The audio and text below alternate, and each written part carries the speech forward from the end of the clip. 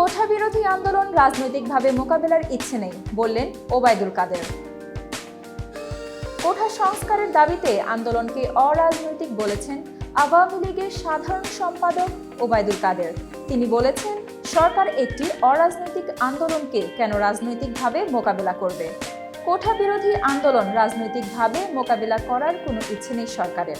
গত রোববার আওয়ামী লীগের দপ্তর সম্পাদক বিপ্লব বড়ুয়ার সই করা এক বিবৃতিতে এসব কথা বলেন ওবায়দুল কাদের। এতে বিএনপি সহ একটি চিহ্নিত মহলের ষড়যন্ত্র ও অপপ্রকৌশলের বিরুদ্ধে সাধারণ শিক্ষার্থী ও দেশবাসীকে সতর্ক করতে আহ্বান জানান আওয়ামী লীগের সাধারণ সম্পাদক। বিবৃতিতে ওবায়দুল কাদের বলেন, বিএনপি ও তার দোসররা এই আন্দোলনকে সরকার বিরোধী আন্দোলনের রূপ দেওয়ার পায়তারা চলছে। কোঠা বিরোধী আন্দোলন শুরু হওয়ার পর থেকে বিএনপির নেতারা বক্তৃতা ও বিবৃতির মাধ্যমে উস্কানি দিচ্ছেন।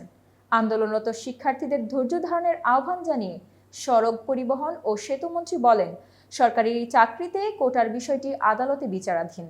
এখানে সরকারের কিছু করার নেই। তাই কারো উস্কানিতে পড়ে সরকার বিরোধী বক্তব্য না দিয়ে জনদুর্ভোগ সৃষ্টি যেন না হয়, সেই কর্মসূচি পরিহার করে শিক্ষা প্রতিষ্ঠানে ফিরে যাওয়ার জন্য তাদের প্রতি আহ্বান জানাচ্ছি।